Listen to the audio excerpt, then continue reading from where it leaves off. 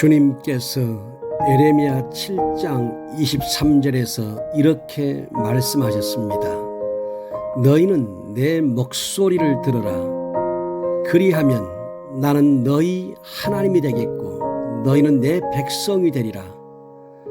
너희는 내가 명령한 모든 길로 걸어가라. 그리하면 복을 받으리라. 주님의 말씀을 듣고 백성들이 어떻게 행동했는지 에레미야 7장 24절 말씀입니다. 그들이 순종하지 아니하며 귀를 기울이지도 아니하고 자신들의 악한 마음에 깨와 완악한 대로 행하여 그 등을 내게로 돌리고 그 얼굴을 향하지 아니하였다라고 하셨습니다. 하나님의 백성들이 악한 마음을 가질 때 어떤 결과를 가져왔습니까? 하나님의 말씀에 순종하지 않았습니다. 하나님의 말씀에 귀를 기울이지 않았습니다. 완악한 대로 행동했습니다. 하나님께 등과 얼굴을 돌리고 정반대의 삶을 살아갔습니다. 악한 마음은 비극이고 하나님과의 단절입니다. 마태복음 7장 6절 말씀입니다. 거룩한 것을 개에게 주지 말며 너희 진주를 돼지 앞에 던지지 말라. 그들이 그것을 발로 밟고 돌이켜 너희를 찢어 상하게 할까 염려하라. 왜 예수님은 거룩한 것을 개에게 주려고 했으며 진주를 돼지 앞에 던지려고 했을까요? 유대인들의 세계에서 개나 돼지는 부정한 동물입니다. 그래서 애완용으로 키우지도 않고 먹지도 않습니다. 그러나 주님은 그런 부정한 자에게도 복음을 주셔서 그들이 구원받기를 원하셨습니다. 그런데 그들은 진주보다 더 비싼 거룩한 복음의 가치를 모릅니다. 그 가치를 전혀 모르기 때문에 오히려 자기를 살리려고 하신 주님을 죽이려고 합니다. 왜 이런 일이 벌어질까요? 그것은 들어도 듣지 못하고 보아도 깨닫지 못하기 때문입니다. 그런가 하면 이런 사람도 있습니다. 마태복음 13장 45절과 46절 말씀입니다.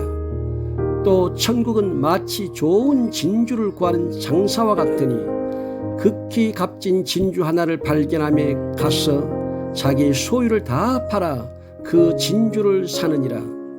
어떤 사람은 좋은 진주 곧 참 복음을 찾고 발견하려고 애를 쓰는 사람도 있습니다. 그리고 극히 값진 진주 하나를 발견하면 자기의 소유를 다 팔아서 진주 곧 복음을 사는 사람도 있습니다. 왜 그럴까요?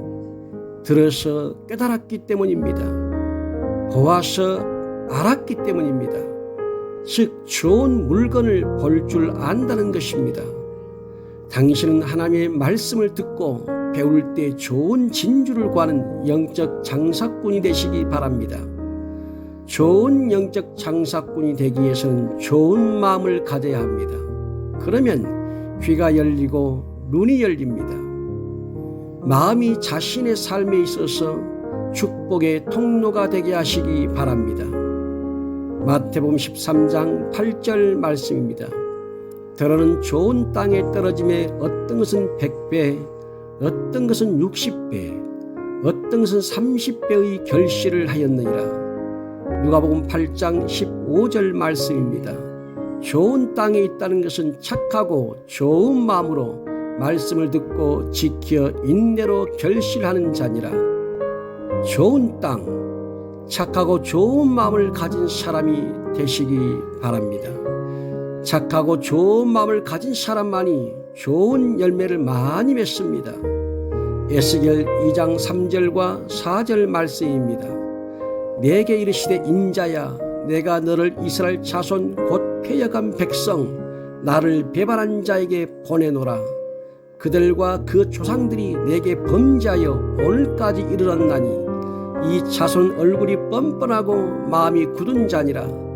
내가 너를 그들에게 보내노니 너는 그들에게 이르기를 주 여호와의 말씀이 이러하시다 하라.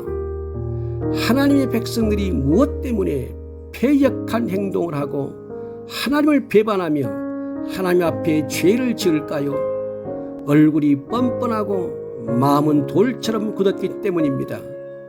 얼굴이 뻔뻔하다는 것은 자신이 잘못했음에도 불구하고 전혀 잘못이 없다고 얼굴을 붉히며 덤벼드는 것입니다. 왜 그런 행동을 할까요? 마음이 돌처럼 굳었기 때문입니다. 창세기 4장 5절 말씀입니다. 가인과 그의 체벌은 받지 아니하신지라 가인이 몹시 분하여 안색이 변하니. 창세기 4장 6절과 7절 말씀입니다. 여호와께서 가인에게 이르시되 내가 분하여 하면 어찌 됨이며 안색이 변하면 어찌 됨이냐. 내가 선을 행하면 어찌 낯을 들지 못하겠느냐. 가인이 얼마나 뻔뻔한 얼굴을 가졌습니까? 하나님 앞에서 선을 행하지 못한 것에 대해서 통렬하게 동의하고 자복하는 것이 아니라 동생을 죽인 살인자가 하나님 앞에서 얼굴을 붉히다니 참으로 뻔뻔하고 가증스럽지 않습니까? 그래서 가인은 악한 자에게 속한 것입니다. 에스겔 3장 7절 말씀입니다. 그러나 이스라엘 족속은 이마가 굳고 마음이 굳어 내 말을 듣고자 아니하리니 이는 내 말을 듣고자 아니함이니라. 왜 하나님의 백성이 하나님의 말씀을 듣지 않으려고 할까요? 이마가 굳었고 마음이 굳었기 때문입니다. 이마가 굳었다는 것은 자신의 죄나 불순종이나 불의를 전혀 인정하지 않는 얼굴이 뻔뻔하다는 것입니다. 이 또한 마음이 굳어서 그러는 것입니다. 사도행전 19장 9절 말씀입니다. 어떤 사람들은 마음이 굳어 순종하지 않고 무리 앞에서 이 돌을 비방하거늘 바울이 그들을 떠나 제자들을 따로 세우고 두란노 서원에서 날마다 강론하니라. 마음이 굳은 사람은 말씀에 잘 순종하지 않습니다. 마음이 굳은 사람은 말씀을 비방하는 성향을 나타냅니다. 그래서 바울은 그들을 떠나서 제자들을 따로 세워서 말씀을 가르쳤던 것입니다. 에베소서 4장 18절 말씀입니다. 그들의 총명이 어두워지고 그들 가운데 있는 무지함과 그들의 마음이 굳어짐으로 말미암아 하나님의 생명에서 떠나 있도다. 어떤 사람들이 하나님의 생명에서 떠나게 됩니까? 마음이 돌처럼 굳어진 사람입니다. 기억하시기 바랍니다. 복음을 듣고도 깨닫지 못하는 이유가 사람의 마음에 있다는 것을 알 수 있습니다. 완악한 마음, 우둔한 마음, 회개하지 않는 마음, 혼미한 마음, 굳은 마음, 순종하지 않는 마음. 성경에 기록된 이런 단어만 들어도 정말 마음이 답답하지 않습니까? 사람의 마음의 상태가 얼마나 중요한지 이제 알았습니까? 신앙생활을 하나님의 뜻대로 할 것인가? 아니면 자신의 뜻대로 할 것인가? 이 모든 것이 당신의 마음에서 결정됩니다.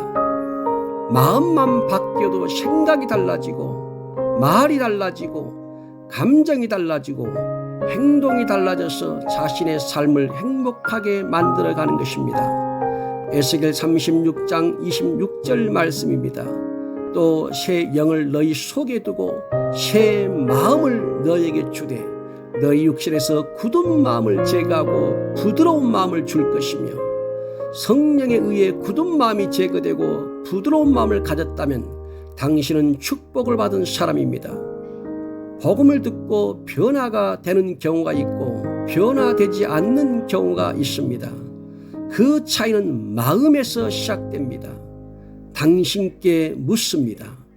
당신은 어떤 마음을 가지고 있습니까?